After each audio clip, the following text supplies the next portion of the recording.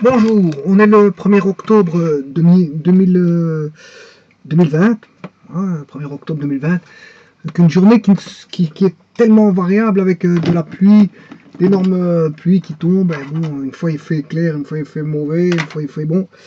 Bon, la météo fait du yo-yo pour l'instant, donc c'est pas le moment d'aller courir ou de pouvoir aller faire du sport, surtout que bon, d'autant plus qu'il fait même pas un once de clarté, donc de clarté dans le sens on peut même pas avoir une certaine visibilité pour aller courir parce qu'en fait il n'arrête pas de tomber de la pluie.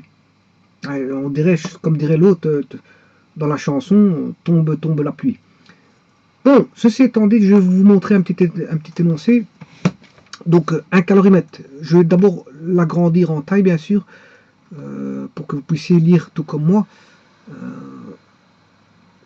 Voilà. Donc on a un calorimètre dont la capacité calorifique est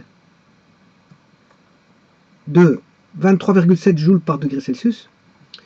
Voilà. Renferme à la température de 14 degrés Celsius 500 grammes d'eau, et un bloc de fonte de 1 kg. On verse dans le calorimètre 100 grammes d'eau à la température de 32 degrés Celsius. La température finale du système calorimétrique étant de 16,5 degrés Celsius. Déterminer la chaleur massique de la fonte. Eh bien, on va démarrer sur ce petit énoncé, très petit, hein, bon, qui ne va pas demander beaucoup de traitement, parce que pourquoi? Parce que bah, on entrevoit déjà arriver la chose. Bon, mais malgré tout, c'est pas pour autant que je l'ai lu une fois que ça suffit. Je vais le lire une seconde fois. Donc, un caloromètre de la capacité calorifique. Donc, on sait, on a ce qui est donné, c'est la capacité calorifique, qui est la masse fois la chaleur massique voilà, du calorimètre, qui est de 23 joules pour 1 degré Celsius. Bon, c'est petit. C'est petit, hein, bon, c'est un petit, on va dire, une petite absorption calorifique. Pour une élévation d'1 degré, c'est une petite absorption. Voilà. Alors, il renferme dans ce caloromètre, il renferme à la température de 14 degrés. On devine qu'est-ce qu'il renferme, hein, de l'eau. Hein. Voilà. Mais voilà, il vous le dit quand même. Il renferme 14 grammes d'eau. Mais voilà, il vous donne la température. En tout cas, pourquoi de l'eau? Parce que c'est le connu, c'est tout ce qui est connu. C'est des apports on va dire, ce sont des apports de caractéristiques qui peuvent apporter énormément dans les équations. Donc on met quelque chose de connu pour maîtriser l'inconnu. On apporte du connu pour maîtriser l'inconnu. Et pourquoi on apporte du connu? Parce qu'en fait, on est en plein dans les variations de chaleur et donc dans les échanges thermiques. Voilà, en faisant des échanges thermiques, à partir de certaines choses qu'on peut contrôler connues, ben on peut aller déterminer des choses inconnues. Pour autant qu'il n'y ait pas trop d'inconnus, bien sûr. Hein. Voilà, il faut qu'il y ait énormément de choses maîtrisables. Bon, mais ce qui est à maîtriser, il faut qu'il y ait un paramètre d'inconnu, hein, parce que si on a 35 000, à ce moment-là, je vous prie de me croire qu'on ne saura pas faire l'énoncé. On ne saura pas faire résoudre ce problème-là. Alors, en plus d'eau, il renferme 1 kg de fonte. Voilà, et on a deviné ce qu'il demande. Hein. À un moment donné, c'est comme dans les films. Hein. Vous regardez un film, bon, à force de voir des films, vous savez ce qui va se passer. Hein. Parce que les films commencent à tourner, je veux dire. Bon, on connaît, bon, si vous regardez trop de films d'un certain acabit, il y a certains films, il n'y a plus de suspense. Vous pouvez vous-même dévoiler ce qui va se passer. Parce que, bon, si vous avez vu tellement de films, on connaît le cheminement du film. Bon, on connaît en plus de ça, assez souvent, ça a une allure dont la consistance ressemble à, je veux dire, une formule toute faite, c'est-à-dire on a le héros, les aidants du héros, on a le schéma, si vous voulez, le schéma de la, comment on appelle ça, le schéma de la narration, hein, le schéma de la narration qui est présent avec les héros, voilà, les amis du héros, il y a comment on appelle ça, l'anti-héros, Et voilà, et on va dire souvent les malfrats, ceux qui sont, et bien sûr avec des buts et des objectifs, et tout le long de la scène tout le long de déroulement je veux dire de l'histoire, du début jusqu'à la fin, mais il se passe toujours une histoire pour que, je veux dire, le suspense soit remis. Voilà, on effectue un éveil quasiment au quotidien avec toutes des petites scènes voilà, qui apparaissent euh, tout le long du cours du film et que à chaque si on devait scinder le film du début à la fin, ben, il y a une multitude voilà, de choses qui apparaissent qu'il faut, on va dire, il apparaît chaque fois quelque chose pour pour laisser garder en éveil s'il s'agit d'un livre, le lecteur. Voilà, mais s'il s'agit d'un film, eh ben c'est voilà s'il s'agit d'un film, c'est celui qui regarde le film. Voilà. Et donc, quelque part, bon, dans le film, ben, il se passe tellement de choses. Bon, à chaque fois, il y a. Bon, on sait bien qu'est-ce qui va se passer dans les petites séquences, voilà, on va dire de les petites séquences qui apparaissent pour éveiller le lecteur ou la personne qui regarde le film. On sait bien plus ou moins ce qui va se passer. Il y aura une résolution du petit problème, et qu'en finalité, généralement, je dis bon, à un grand pourcentage près, c'est généralement le héros qui sort gagnant. Voilà. Parce que s'il ne sortait pas gagnant, ben, de un, ce serait déjà bon, ce serait pas un héros, parce que bon, quoi qu'on peut mourir en étant un héros, pourquoi pas. On peut mourir de façon héroïque. On peut avoir des films où le héros meurt à la fin. Maintenant, pour ceux qui regardent les films, bon, surtout pour les enfants, bon, ce qu'ils peuvent se poser, ben, s'il y a une personne qui est morte dans un film, puis quand elle va revoir un autre film de ce même monsieur, ben, ou cette même dame, il va se poser la question comment ça se fait qu'il est mort dans un film et il est toujours vivant dans un autre. Bon, ça, bon, les enfants, parfois ils croient que certains films sont véridiques, donc bon, on peut leur laisser, bon, leurs fantasmes vont jusqu'à parfois flirter avec la réalité. La réalité. Bon, ils pensent que bon, ce n'est qu'un film, hein, bon, avec un déroulement, bon, une narration qui est toute écrite. Parfois, il y a des films écrits euh, qui sont tirés de la réalité, mais il y a la plupart du temps, les films sont voilà, des fictions. Hein. Bon, donc ça veut dire que bon, ça laisse parfois l'imagination libre, le libre cours à l'imagination de pouvoir voilà, se, se, se formaliser, interpréter, voilà, interpréter à sa façon ce qu'il voit. Donc il est dans un monde imaginaire, bon, et il est dans son propre monde imaginaire, bon, et il interprète. Il est sujet à l'interprétation, parfois il aime bien, parfois il aime pas, parfois il n'est pas d'accord, parfois il est d'accord. Mais maintenant, parfois, il y a des enfants qui croient vraiment que c'est la réalité. Bon, je dirais même que parfois il y a des émotions qui ressortent de certains films. Bon, tellement qu'il y en a qui sont dans la peau du héros, ils finissent par pleurer ou par voilà, être contents à la fin du film. Voilà. Voilà, chacun comme il est. Donc ce qui veut dire que parfois il y a des films comme ça, on connaît le cheminement de ce qui va se passer. Bon, mais ici, dans un énoncé pareil, bon, on comprend qu'est-ce qui va se passer. C'est un petit peu comme un film. Bon, on a la narration, elle est écrite ici. J'ai une partie de la narration, il suffit que je lise 3 lignes. Quoique, bon, cet exercice-là, bon, je l'ai déjà résolu auparavant. Hein. La résolution, elle est là. Ben, le problème, c'est que je ne me rappelle plus de la résolution parce que je ne sais pas quand ce que j'ai fait ça. Il n'y a pas si longtemps que ça. Bon, il y a 3-4 jours, mais je ne m'en rappelle déjà plus. Non, plutôt 2 jours. J'ai résolu ce problème-là il y a 2 jours. Donc je m'en rappelle plus. Je ne tiens pas à regarder la solution parce que je ne m'en rappelle plus. Je préfère l'expliquer, je veux dire, au fur et à mesure. Voilà. Mais tout ça pour vous dire que je ne me rappelais plus de l'énoncé. Mais malgré tout, en regardant l'énoncé, je peux vous dire ce qui s'est passé, même si. Voilà, parce que je ne me rappelle plus du tout de l'énoncé, hein, je vous le dis tout de suite. Je ne sais pas je sais pas ce que ça raconte. Je suis comme vous, bon, j'ai oublié, et je me remets à revoir quelque chose. Bon, entre voilà, la phase de résolution de cet exercice-là et aujourd'hui, il s'est passé énormément de choses. Bon, donc il y a eu bon, 36 000 choses qui se sont produites, et donc je ne peux pas savoir de me rappeler de cet énoncé-là. Mais tout ce que je peux vous dire, c'est qu'en lisant les premières lignes, ben, on peut comprendre ce qui va se passer. On peut comprendre. Pourquoi? Parce qu'ici, on a un calorimètre. Ben, dans ce calorimètre, on généralement met de l'eau. Donc l'eau, généralement, c'est quelque chose de connu dans le calorimètre. Voilà. Alors, en général, c'est comme ça. On met quelque chose de connu. Parce que l'eau va agir en tant que voilà, de données. Ce sont des données qui vont être là pour résoudre le problème. Voilà. Donc c'est pour ça qu'il y a de l'eau. Voilà. Mais l'eau est au sein de quelque chose, d'un calorimètre. Donc fatalement, lui aussi va absorber de l'énergie. Donc il faut quand même mettre voilà, son absorption d'énergie. Il faut la mettre pour le calorimètre. Alors maintenant, si c'est pour mettre de l'eau tout seul et ne rien faire, ça sert à rien. C'est pour ça qu'ils remettent un bloc de fonte. Mais s'ils mettent un bloc de fonte, c'est pour probablement demander, questionner sur quelque chose qui concerne la fonte. Donc, et moi, je peux dire que c'est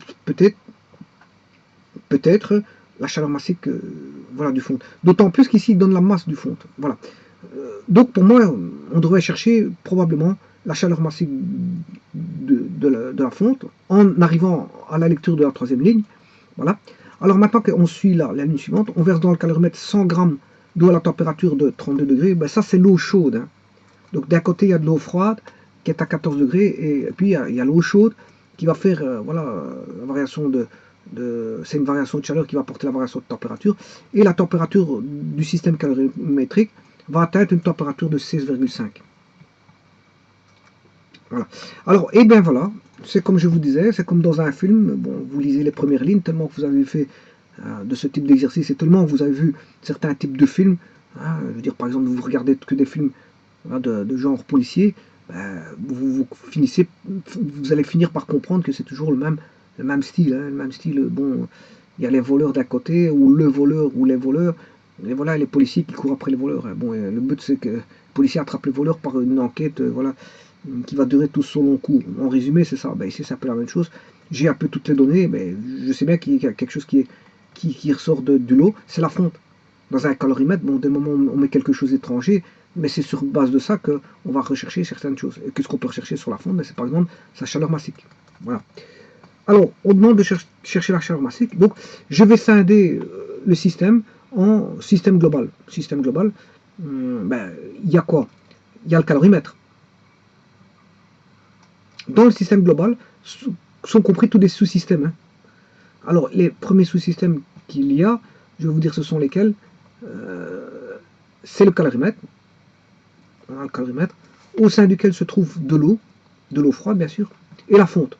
Voilà, et je peux regrouper ça sous un système complet, que j'appelle un système global, et le mettre dans une boîte noire. Je vais le mettre dans une boîte noire qui va regrouper bien sûr le calorimètre, bien sûr qui est à la même température que l'eau froide, qui est une température initiale bien sûr, hein, que la fonte. Tout est dans le calorimètre, voilà, ça c'est... Voilà, on aura des absorptions de chaleur du calorimètre, de l'eau froide et de la fonte. Mais je peux vous dire que l'eau froide va absorber beaucoup plus de chaleur que le calorimètre et la fonte. Déjà, le calorimètre, on le donne ici, 23,7 joules par degré Celsius. On a, voilà, pour 1 degré, on a une absorption de 23,7. Voilà. Bon, la température du caloromètre, mais il est à 14 degrés. Voilà. Alors, la masse d'eau froide, mais il y a 500 grammes. Je fais que reprendre les données d'ici. Hein. La masse d'eau froide, c'est 500 grammes à 14 degrés. Ben, je vais rechercher la 500 grammes à 14 degrés Celsius. Voilà, c'est température initiale, masse initiale de l'eau froide. Mais simplement, la chaleur de massique de l'eau, c'est 4,186 joules par degré. Je vais travailler en grammes, hein, donc je vais mettre en joules par gramme par degré Celsius. Parce que l'échantillon est en grammes. Voilà. Alors, les unités bon, sont là. Donc on pourrait voilà, les voir. Alors je fais la même chose pour la fonte, la masse de la fonte, mais c'est 1 kg je crois, voilà, qui est ici. On a un bloc de 1 kg de fonte, mais 1 kg c'est qui fait 1000 grammes, j'ai directement mis fois 1000 pour avoir en grammes. Alors la chaleur de fusion de la fonte, ben, je vais l'appeler X, puisque c'est l'inconnu, hein, l'inconnu que je vais mettre en rouge. Et la température, ben, c'est la même température voilà, qui est dans le calorimètre. Bon, il y a donc 3 éléments qui constituent un seul et même élément qui est la boîte noire regroupant voilà, le calorimètre. Je peux mettre boîte noire. Hein. Boîte noire. Boîte noire, en fait, c'est ce qui va regrouper le calorimètre, l'eau froide et comment est-ce qu'on appelle ça, la fonte. Puisque en fait, c'est 3 sous-systèmes que je regroupe en un et un seul système, voilà, que j'appelle boîte noire. Voilà. Donc dans la boîte noire, on a le calorimètre, l'eau froide et la fonte.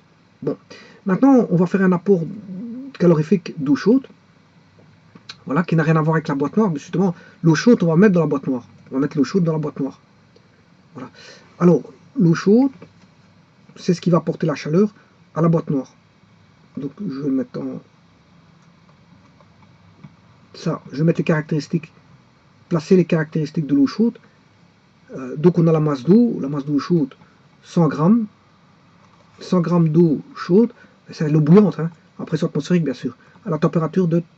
Non, je m'excuse, c'est pas 100 degrés Celsius, c'est 100 grammes, je m'excuse, c'est 100 grammes. On verse 100 grammes d'eau à la température de 32, je m'excuse, c'est 32 degrés Celsius. Donc on a 100 grammes et 32 degrés Celsius.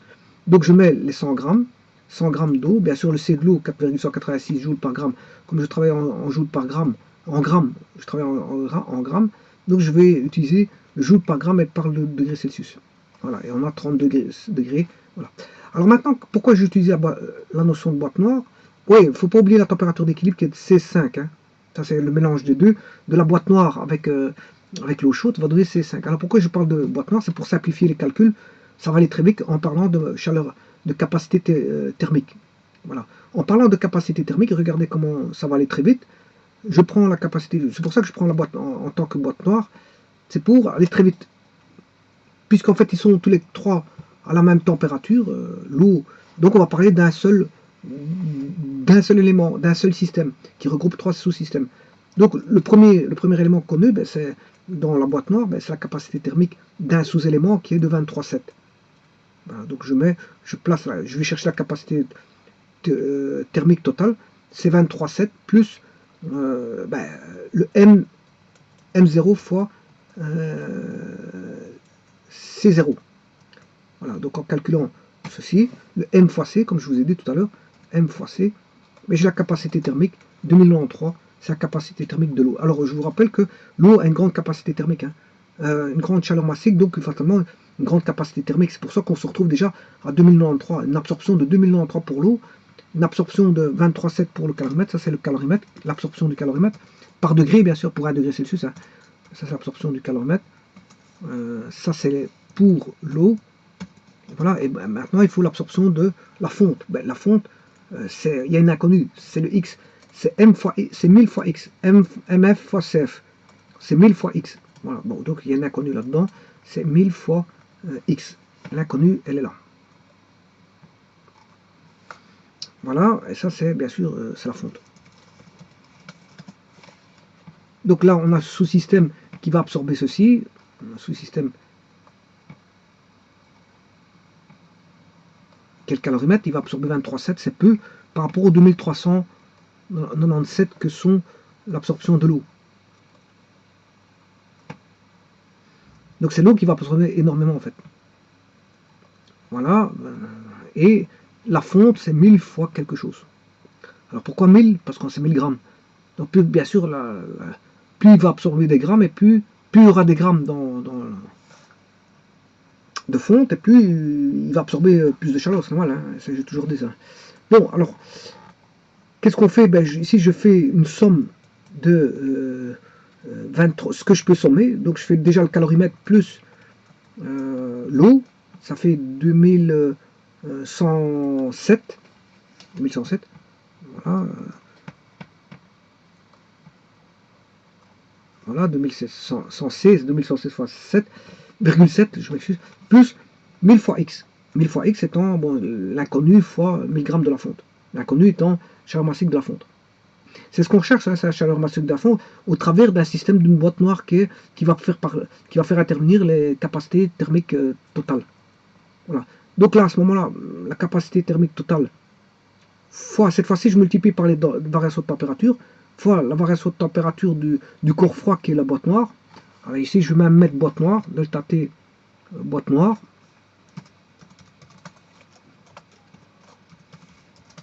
Delta T, boîte noire. Donc ici, c'est capacité totale, qui est la capacité. Capacité totale, c'est rien d'autre que la capacité thermique de la boîte noire. Hein. Voilà, cette capacité, je pourrais écrire, c'est capacité thermique, cette capacité thermique, boîte noire. Hein. Voilà, boîte noire. Fois delta T, boîte noire, est égal à capacité thermique corps chaud fois delta T corps chaud. Bon, alors chercher les delta T. Pour les delta T du corps froid, ben, le corps froid c'est la boîte noire. La boîte noire, ben, il faut faire juste les trois températures des sous-systèmes sont à 14, donc la boîte noire est à 14, et la température d'équilibre est à C5. Vous faites C5 moins 14, vous avez 2,5, et ça c'est la température, la variation de température de la boîte noire pour atteindre l'équilibre. La température d'équilibre. Bon, le delta T corps chaud, ben, il vient de 32, je crois, hein, je ne me rappelle plus. Je vais aller voir ça tout de suite. Oui, 32. Il va redescendre à la température d'équilibre qui est de C5. Voilà. 32 moins C5, ben, ça fait 15,5. Voilà, donc j'ai le delta T boîte noire qui est ici. Delta T boîte noire, je l'ai puisque c'est delta T corps froid. Voilà. Et delta T corps chaud, ben, c'est celui-là qu'on va mettre là-bas. Voilà. Ici, donc delta T corps chaud. Alors je fais ça, je mets 15,5 pour le delta T corps chaud, fois la capacité thermique du corps chaud est égale à la delta T corps boîte noire qui est de 2,5, hein, delta T corps froid qui est de 2,5 qui est ici, que je place là, fois la capacité thermique totale de la boîte noire. Alors la capacité thermique totale de la boîte noire fois 2,5 est égale à capacité thermique du corps chaud, mais ça, capacité thermique du corps chaud, mais c'est facilement, on sait calculer facilement puisqu'on a la masse fois le C de l'eau. La masse fois C de l'eau, ben, ça fait la capacité thermique du corps chaud. 100 fois 4,186, ce qui fait 4186. Voilà, donc j'aurai capacité thermique totale fois 2,5, la variation de température corps froid ici, fois 4186, qui est la capacité thermique que je viens de calculer ici. 100 fois 4,186, ça fait 4... 100 fois 4,18, c'est 418,6, voilà. Fois la température du corps chaud, qui est de 15,5, puisqu'on provient de 32 pour aller à 16,5, je crois. Ouais, pour aller jusque 16, c'est de 32 à 16,5. Delta T corps chaud, mais ça fait 15,5. Bon. Donc on a capacité thermique boîte noire fois 2,5 est égal à 418,6 fois 15,5. Je multiplie déjà 418 fois 15,5. J'obtiens ceci, 2595, que je divise bien sûr par 2, 2,5. Voilà, je divise, je fais 418,6 fois 15,5 divisé par 2,5 et j'ai la capacité thermique totale. Bon, alors, ayant la capacité thermique totale,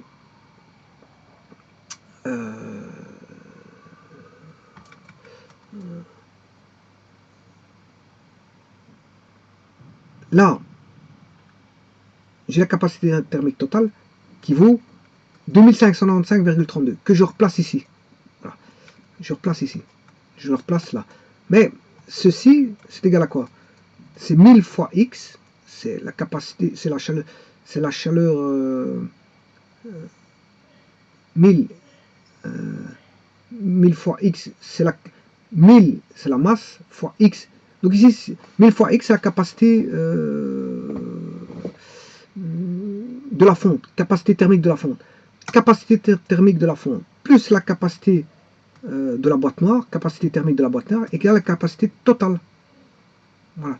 Donc je sais trouver ceci, je fais tout simplement 2595 moins 2116,7, voilà. Et ça c'est égal à 1000 fois x, c'est une équation, juste une équation où x est l'inconnu. Je trouve la différence entre ces deux-là, ces deux valeurs-là, 478,62, voilà.